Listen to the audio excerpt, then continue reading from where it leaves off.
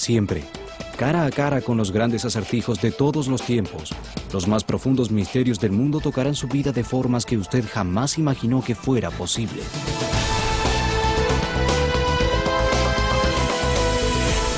Encuentros con lo inexplicable. Los profetas antiguos, ¿quiénes fueron? ¿Y qué tenían para decir que deba interesarnos en la actualidad? ¿Escribían para influir en hechos de su propia época? ¿O acaso intentaban advertir a nuestra generación? Los viejos sabios de la tribu Hopi nos dijeron que una calabaza de cenizas caería del cielo. Haría hervir los océanos, causando una gran destrucción a toda la tierra y los seres. Hace más de 2000 años, los profetas bíblicos Daniel y Juan describieron a extrañas bestias que representaban a los futuros reyes y gobiernos que tendrían en sus manos el destino del mundo entero durante el final de los tiempos. En la actualidad parece que todo se está dando según cómo lo describieron estos antiguos profetas. ¿Pero estaban estos antiguos profetas realmente capacitados para hablarle a nuestra generación? ¿Hay algún motivo urgente por el que debamos escucharlos? ¿Estamos realmente seguros de lo que es una profecía? Dejando de lado por un momento todos los adornos bíblicos, ¿qué nos dice un diccionario moderno? En realidad los diccionarios no ayudan mucho. Simplemente dicen que las profecías son predicciones. Esto no se parece en nada a lo que la Biblia dice sobre las profecías. La verdad es que cualquiera puede hacer predicciones. Los economistas hacen predicciones basados en ciertos patrones del mercado. Los astrónomos tratan de hacer predicciones basados en las posiciones de varios planetas. Los meteorólogos de la televisión hacen predicciones basados en patrones climáticos percibidos. Y al día siguiente vemos los resultados de estas predicciones. Cada día se hacen cientos de predicciones. Sin embargo, los verdaderos profetas y las verdaderas profecías son muy poco frecuentes. Por lo general, lo que un profeta tiene para decir está en desacuerdo con los conocimientos predominantes de su época. Pero si es un profeta verdadero, lo que dice es correcto. Si queremos analizar un profeta bíblico como Isaías y probar su precisión, simplemente tenemos que examinar los antecedentes históricos y comprobar que la predicción se cumplió exactamente. Según la Biblia, en el 701 a.C., el poderoso rey de Asiria, Sennacherib, conquistó la mayor parte de Oriente Medio y sitió Jerusalén. Ezequías, rey de Judá, estaba a punto de rendirse cuando llamó al profeta Isaías.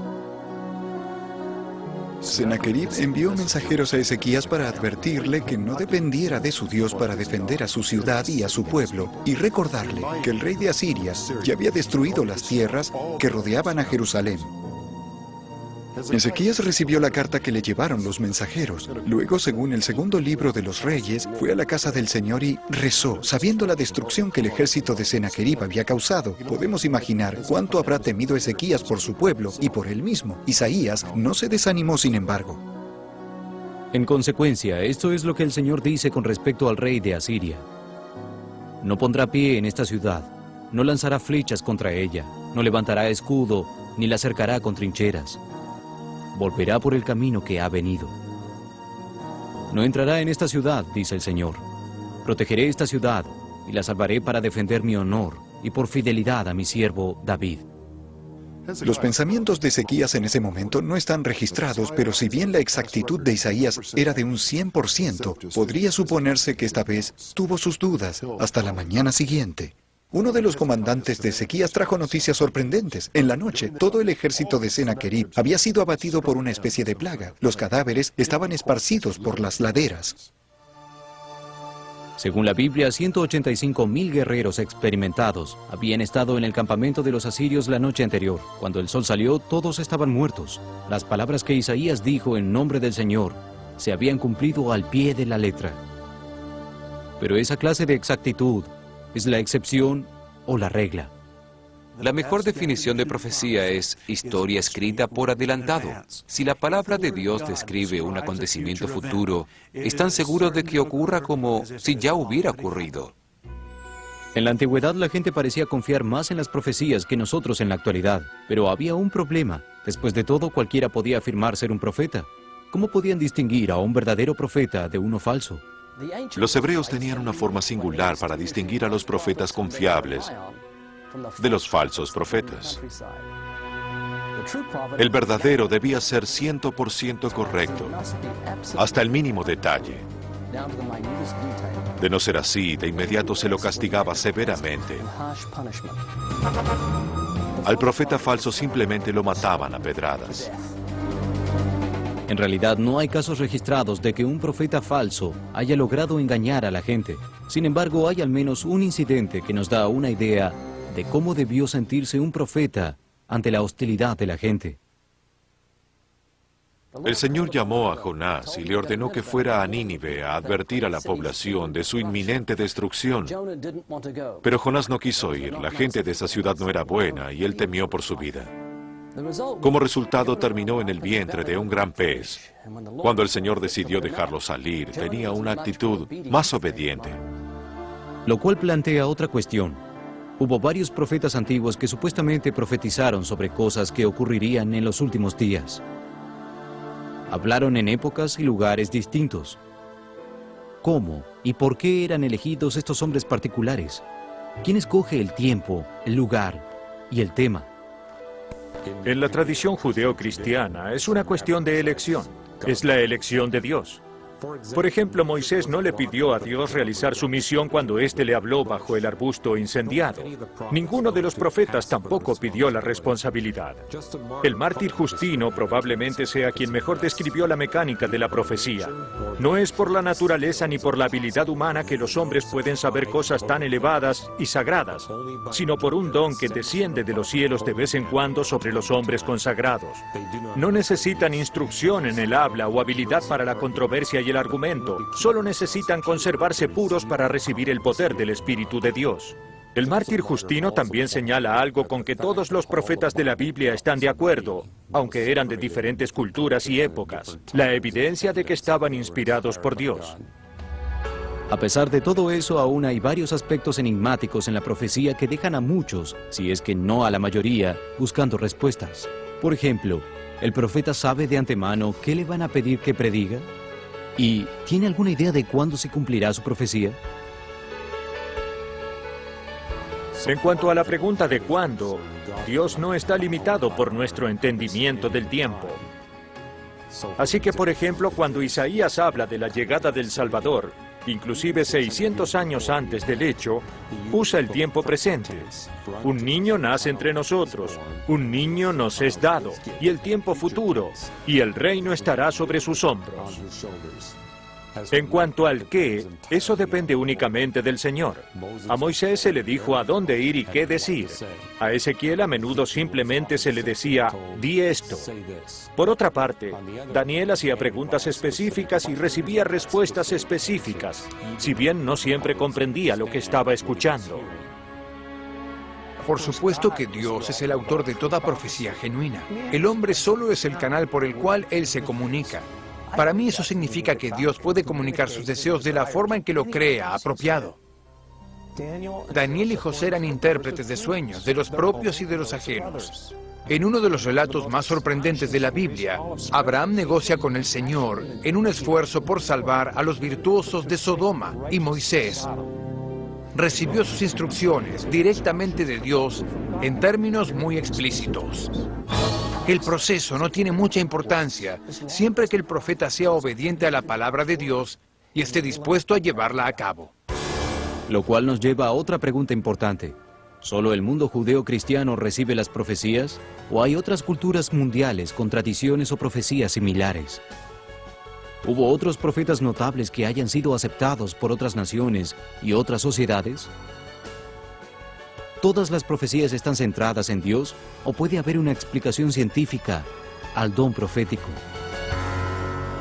Tal vez porque la Biblia es sin dudas el libro más vendido de todos los tiempos. La mayoría de la gente está familiarizada con los profetas y las profecías bíblicas más que con otras escrituras culturales. Pero la Biblia de ninguna manera es la única fuente de profecías antiguas.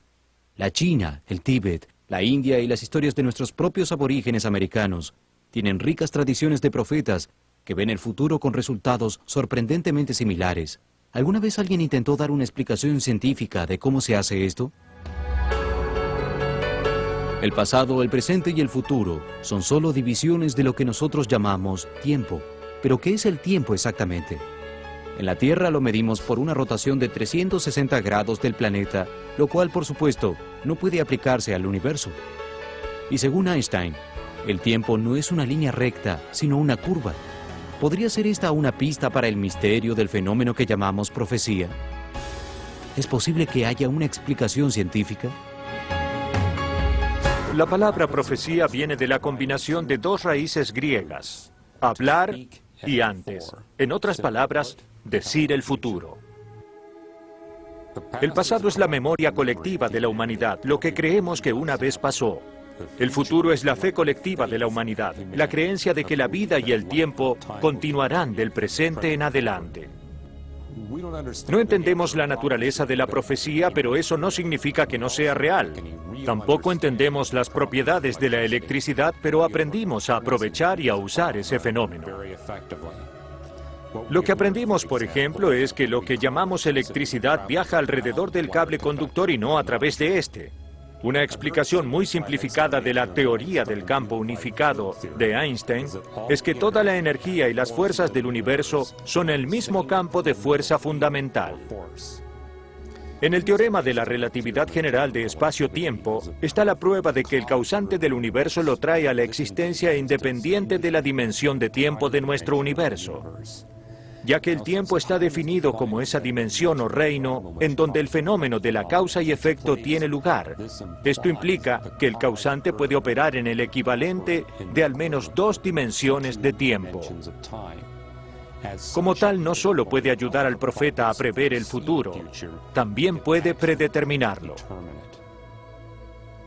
Sea o no algo científico, casi todas las culturas de la Tierra admiran a la gente que puede sintonizar el futuro.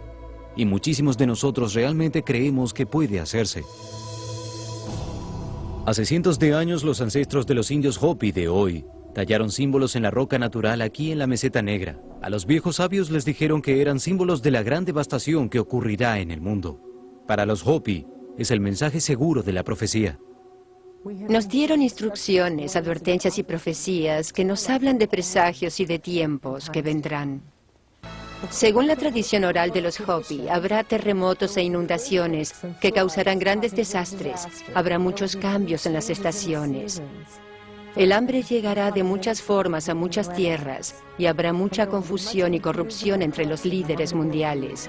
Estas son solo algunas de las señales que los sagrados ancestros nos han dado. Las advertencias están aquí.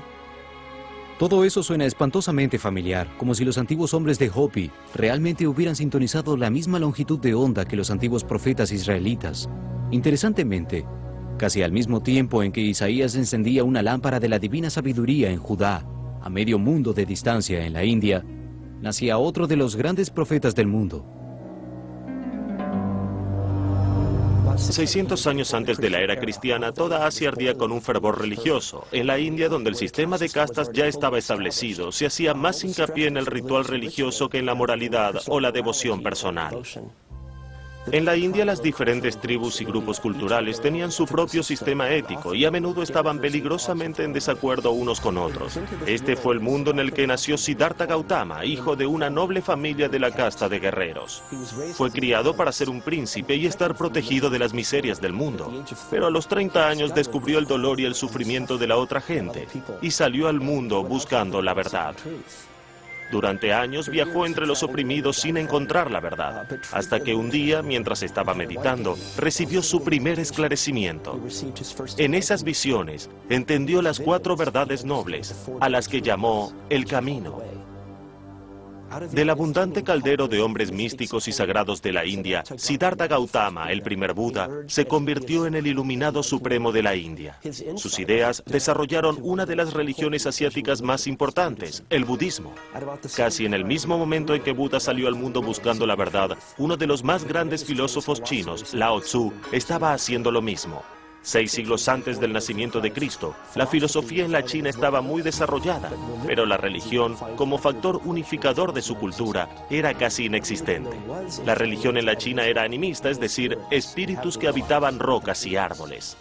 Lao Tzu, como el término Buda o Señor en el cristianismo, es un título descriptivo.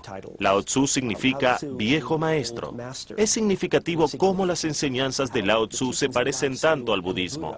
Ambas enseñan la aceptación de las cosas como son, sin alterar el equilibrio de la naturaleza. La gente de la China enfrentó una situación similar a la de los hebreos antes del Éxodo. No había 10 mandamientos ni un código moral unificador que le diera cohesión a su cultura, pero Lao Tzu pronto cambió eso. En su libro Tao Te Ching, él no presentó los 10 mandamientos como los hebreos, sino una doctrina de pasividad y equilibrio ante las fuerzas de la naturaleza. Las antiguas representaciones de Lao Tzu lo muestran con un halo parecido al del arte cristiano. Y Lao Tzu, al igual que el Buda, es considerado un ser divino por muchos de sus seguidores. ¿Es solo una coincidencia que estos grandes profetas hayan aparecido casi al mismo tiempo en medio de la degradación y el tormento de sus pueblos? ¿Es posible que solo sea una casualidad que a los 30 años ambos hayan llevado un mensaje similar de ley y moralidad? ¿Es factible que haya existido un tercer profeta casi en la misma época con un mensaje similar?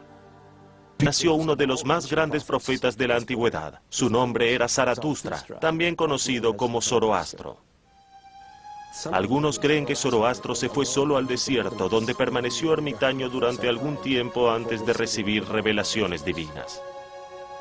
El panorama que Zoroastro representó fue realmente revolucionario. Predicaba que no había muchos dioses, sino solo uno que merecía nuestra adoración, la pura esencia del fuego y de la luz llamada Mazda. La oscuridad y la maldad eran un diablo llamado Ahriman, y el mundo luchaba constantemente entre el bien y el mal. El bien en la vida se premiaba después de la muerte, y el mal era severamente castigado. Una profecía zoroastra decía que miles de años después de Zoroastro, nacería de una virgen el salvador de la humanidad. Quizá esta sea la razón por la que los Reyes Magos siguieron esa estrella celestial hasta Belén, esa primera Navidad. 800 años después de Moisés, los profetas bíblicos aseguraron tener un contacto directo con Jehová. Joel, Amós, Isaías, Miqueas, Nahum, Habacuc, Jeremías, Daniel, Ezequiel, Zacarías y otros, todos profetizaron el futuro de Israel y de las naciones del mundo. En la China, la India y Persia, alrededor del año 600 a.C., los profetas daban un mensaje notablemente similar. Más de una docena de Budas que afirmaban ser profetas divinos seguían los pasos de Gautama Siddhartha, llevando al mundo sus profundas y nobles revelaciones. ¿Puede ser que todo esto sea solo casualidad? ¿O los habitantes del mundo estaban preparados para algo? Estos serían los profetas y las profecías que guiarían al mundo conocido durante casi 1000 años. Pero más tarde habría uno más. En el siglo VII después de Cristo, las tribus del desierto arábigo aún debían desarrollar su propio código moral unificado. Nacido en 1570 después de Cristo, Mahoma provenía de una familia de prósperos mercaderes caravaneros. Este estilo de vida lo puso en contacto con judíos, cristianos y zoroástricos persas. Se asombró ante su unión de ley y moralidad. Para cuando había llegado a la supuesta edad mística de 30 años, Mahoma se había convertido en un hombre profundamente espiritual, pero pasaron otros 10 años hasta que recibió su primera fuerte visión del futuro. Según Mahoma, el arcángel Gabriel se apareció ante él con un mandato de Dios. Una vez más, al profeta le dijeron que solo había un Dios, Alá, un gentil y todopoderoso que amaba a todos los hombres por igual. Islam significa rendirse ante Dios. Solo 20 años después de la huida de Mahoma de la Meca, toda Arabia se había rendido a Alá. Durante siglos, incalculables millones de personas han creído y aún creen que Dios les habló directamente a todos los profetas, desde Moisés hasta Mahoma. Los hechos de los que hablaban estos hombres, sin embargo, se extienden más allá de su época.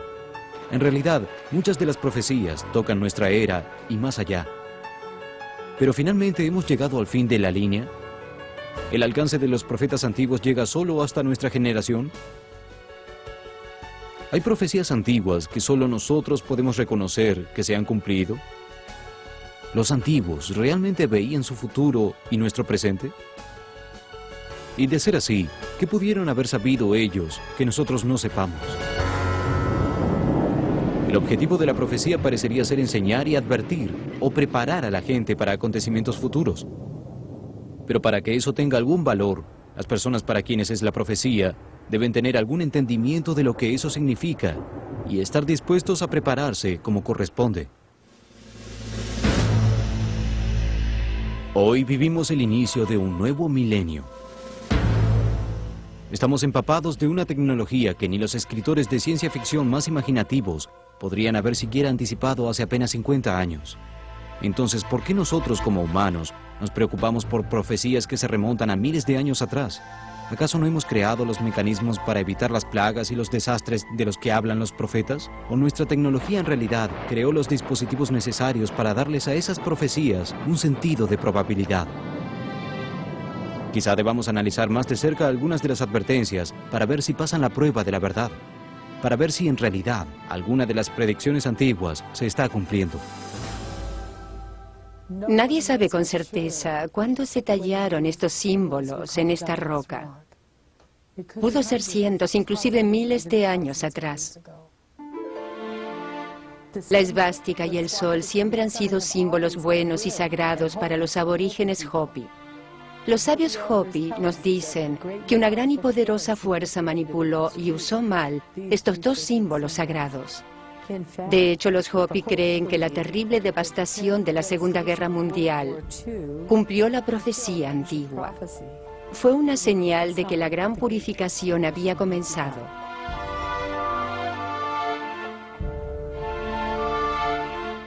Es increíble cómo a menudo las voces de advertencia de profetas supuestamente no relacionados hacen eco a lo largo de los siglos desde diferentes partes del mundo y se unen en formas que el profeta jamás pudo imaginar. Por ejemplo, según una profecía budista del siglo VIII, pájaros de hierro volarán y los caballos andarán sobre ruedas. La profecía dice que cuando llegue ese momento, una gran tristeza llegará a la tierra del piel roja. Si ese profeta del siglo VIII estuviera hoy aquí, seguramente creería que los pájaros de hierro pueden volar. Y por supuesto, nuestros caballos andan sobre ruedas. ¿Acaso no clasificamos a los autos según sus caballos de fuerza? ¿Cómo es posible que alguien hace 1200 años haya imaginado algo así o referirse a la tierra de los piel roja 600 años antes de su descubrimiento? La Meseta Negra es uno de los centros espirituales del continente y nos dijeron que conserváramos esa zona inmaculada. El Gran Espíritu le encomendó esta tierra a los Hopi para mantener en equilibrio al mundo. Lo hacen a través de la oración y el ayuno. Creemos que esa área es un lugar sagrado y santo, pero la codicia del mundo por los recursos naturales agota a la Madre Tierra y liquida su energía.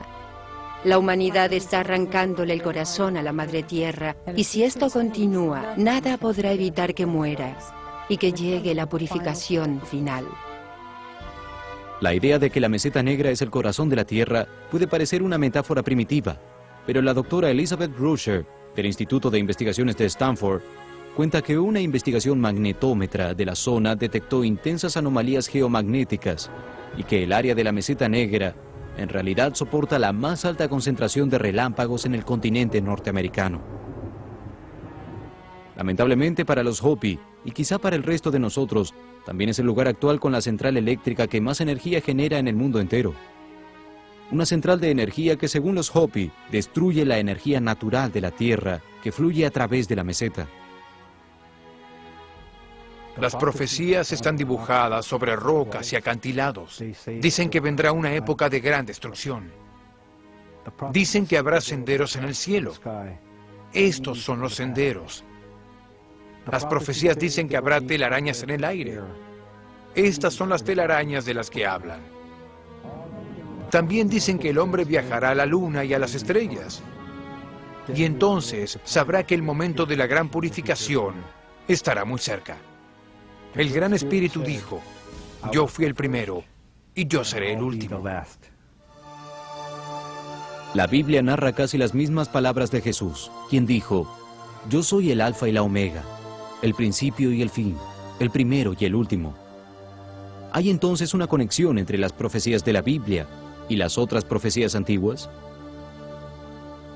La Biblia es única entre todos los libros del mundo porque, entre otras cosas, predice acontecimientos específicos con exactitud y en detalle, inclusive siglos antes de que ocurran. Unas 2000 profecías aparecen en las páginas de la Biblia, la mayoría de las cuales ya se cumplieron al pie de la letra. Y muchas profecías estarían a punto de cumplirse. Pongamos estas profecías a prueba bíblica. Ya que no tenemos tiempo para analizar todas las profecías de la Biblia, examinemos algunas que están particularmente detalladas. Antes del año 500 a.C., el profeta Daniel proclamó que el tan esperado Mesías de Israel comenzaría su ministerio público 483 años después de la emisión de un decreto para restaurar Jerusalén.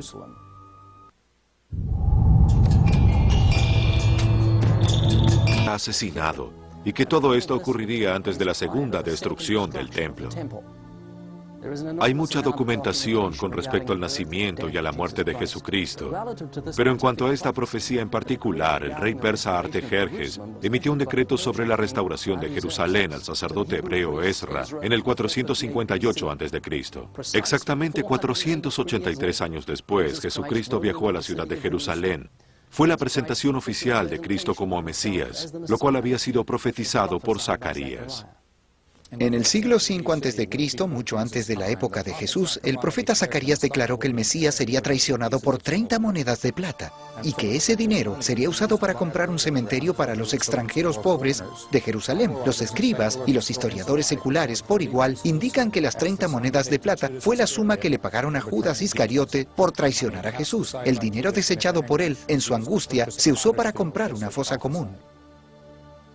Hay más de 330 profecías sobre Jesucristo. Todas se hicieron realidad en una persona, Jesús de Nazaret. Las posibilidades de que eso suceda son de 1 en 10 a la potencia 157, es decir, un 1 con 157 ceros atrás. Al menos 10 profecías bíblicas se cumplieron en 1948 cuando el pueblo judío finalmente recibió su hogar ancestral en Israel. Hace 2700 años el profeta Amós declaró que los judíos volverían a tener a Israel como su propia tierra y que nunca más serían desarraigados.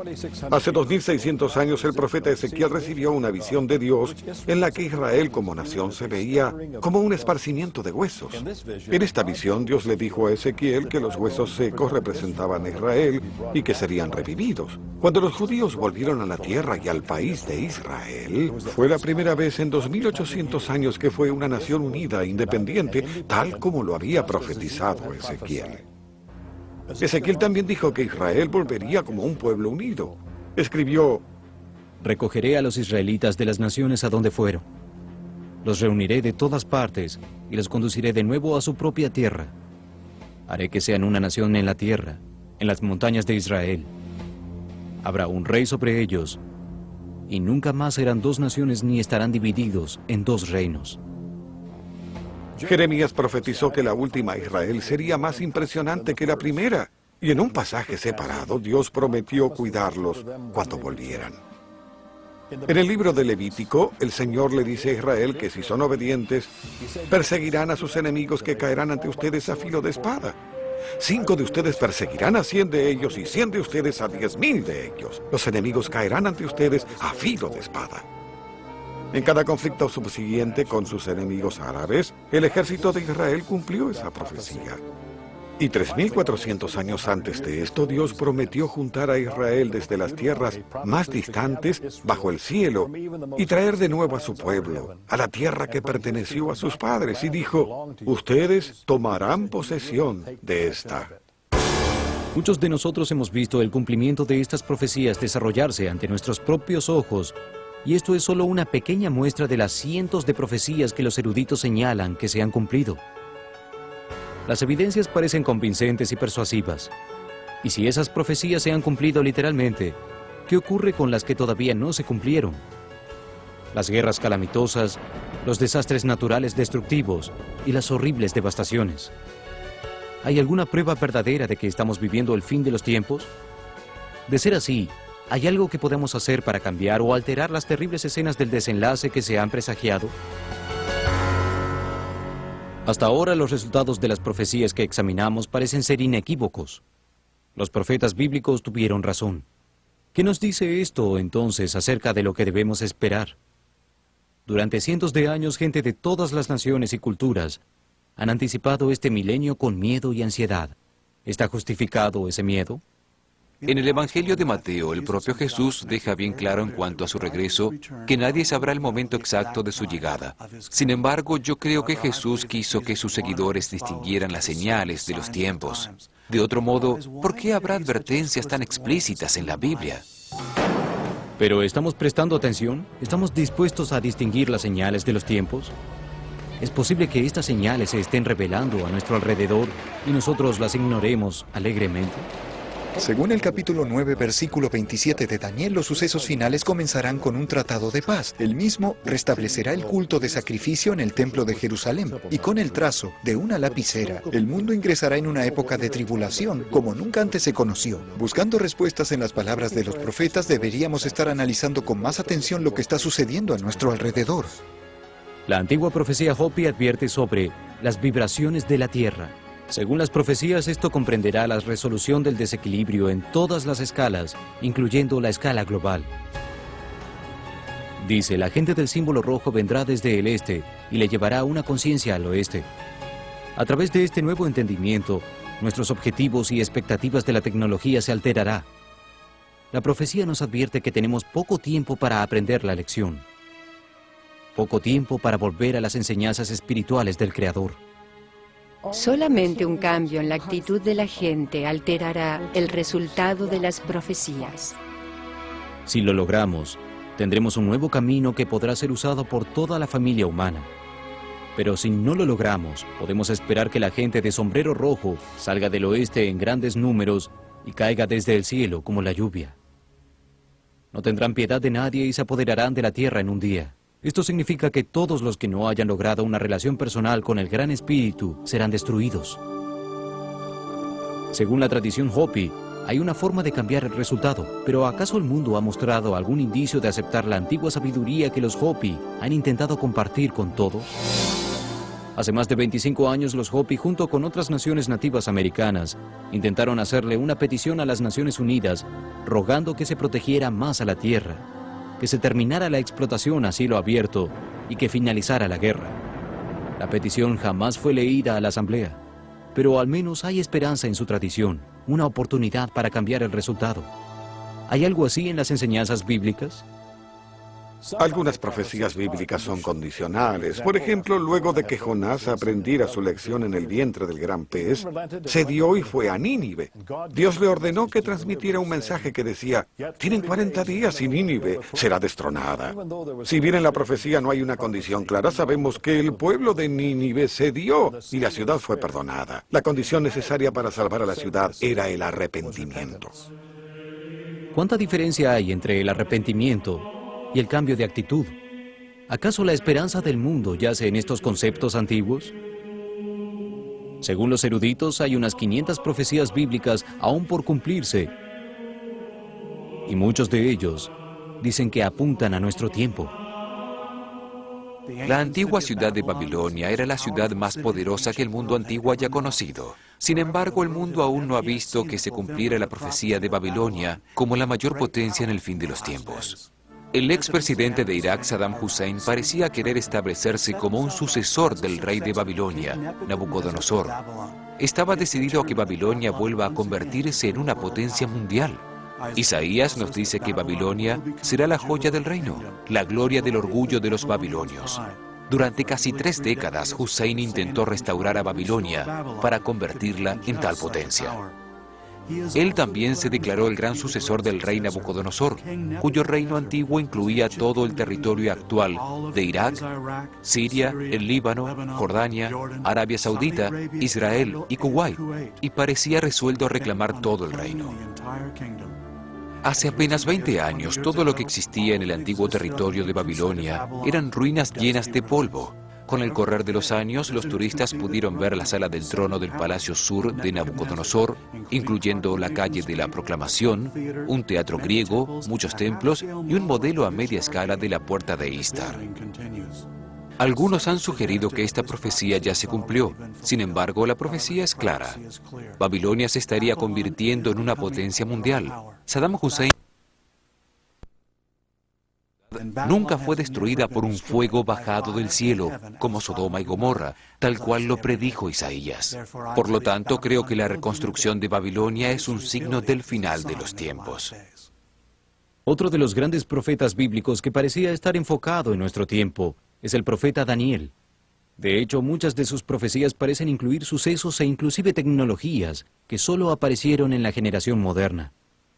En el libro de Daniel, el profeta tiene una visión, 10 reyes que no tendrían reino representados por 10 cuernos. Luego emerge un pequeño cuerno, y este parece apoderarse. Hoy, representantes de 13 naciones se reúnen en este edificio para planear y preparar una Europa unida. Cada uno de los representantes tiene un interés supremo, pero ninguno de ellos es rey o líder de su nación. Este convenio se inició en 1959 en Roma con 7 miembros, y según la carta, el número de naciones no debía exceder las 10. El número de participantes cambió periódicamente, pero si estos son los 10 reinos de los que habló Daniel, aún estamos esperando el pequeño cuerno que reemplazará a otros 3. El gran líder que aparecerá hará un tratado de paz con Israel, restablecerá el culto del sacrificio en el templo y reinará como la propia personificación del mal. Si bien la Biblia nos da muchas pistas en cuanto a las características de este líder, no dice cuándo aparecerá. ¿Somos nosotros la generación que enfrentará las terribles tribulaciones de las que habla Daniel? Seremos testigos de una montaña en llamas cayendo hacia el mar y veremos cómo el ajenjo envenena el agua. En un sorprendente ejemplo que quizá fue como leer una profecía en los titulares actuales, el año 2000 nos puso cara a cara con una nueva amenaza. Un aditivo para la gasolina requerido por la Organización de Protección Ambiental para reducir emanaciones tóxicas se está filtrando en las aguas subterráneas de la nación. Según nos dijeron, eso podría poner en peligro a 1/3 de los suministros de agua de la nación. Inclusive la idea de que algo como una enorme montaña cubierta en llamas fue arrojado al mar aparece en los titulares de la actualidad y se discute en la televisión. En realidad, hace poco un asteroide esquivó la Tierra por 50 metros. Si hubiera chocado con la Tierra, podríamos calcular que la fuerza explosiva habría sido de unos 20 megatones. Eso es equivalente a un arma nuclear muy grande y sin duda habría sido suficiente para eliminar al menos una gran ciudad o una zona más extensa. Si hubiera caído en un océano, habría provocado un tsunami, lo que habría causado una extensa devastación al llegar la oleada a las costas. Los profetas también nos dicen que habrá un incremento en la actividad sísmica en muchos lugares. ¿Está realmente creciendo la frecuencia de los terremotos? Debemos recordar que la Biblia no dice nada acerca de la magnitud de los terremotos. Sin embargo, según el último reporte sobre riesgos geológicos del Centro Nacional de Información Sísmica de Denver, Colorado, el número de terremotos con un alcance de 6.0 a 6.9 en la escala de Richter durante los años 1987 a 1992 fue de 608, pero durante los siguientes años, del 93 al 98, el número con esa intensidad fue de 885. Cuando analizamos todos los terremotos a nivel mundial durante esos mismos años, sin importar la intensidad, el reporte muestra un incremento promedio de 5.300 por año. En mi opinión, es un incremento en la actividad sísmica bastante significativo. Casi un cuarto de la Biblia, tanto el Antiguo Testamento como el Nuevo, hablan de profecías. La mayoría de ellas ya se cumplieron. Pero las evidencias proféticas que hemos visto son suficientes para probar que estamos en la fase final de un mundo cansado. ¿O acaso hay más? Se hablará de guerras y de rumores de guerra, pero no se alarmen, porque todo eso tiene que pasar. Pero no será todavía el fin. Unas naciones se levantarán en contra de otras, y pueblos contra otros pueblos. Habrá hambres y terremotos en diversos lugares. Tengan cuidado de que nadie los engañe, porque muchos se presentarán como el Salvador y dirán, el momento está cerca. Pero no olviden esto, habrá días terribles en el fin de los tiempos. Los hombres se amarán a sí mismos, amarán el dinero, serán presumidos, orgullosos, abusivos, desobedientes con sus padres, desagradecidos, profanos, no sentirán amor, serán implacables, calumniosos, sin dominio de sí mismos, brutales, no amarán el bien. En la venida del Hijo del Hombre sucederá lo mismo que en los tiempos de Noé. En los días que precedieron el diluvio, los hombres seguían comiendo, bebiendo y casándose, hasta el día en que Noé entró en el arca. Y no sospechaban nada hasta que vino el diluvio y se los llevó a todos. Hay un viejo refrán que dice, no estaba lloviendo cuando Noé comenzó a construir el arca, pero es hora de que comencemos a prepararnos. ¿Nos han dado los profetas antiguos suficientes pruebas para determinar que estamos en el fin de los tiempos? Una cosa parece ser segura, ya que Dios nos dijo que Él es inalterable. Si las temibles advertencias de los profetas antiguos tienen que alterarse de alguna forma, al igual que el pueblo de Nínive, nosotros tendremos que hacer el cambio.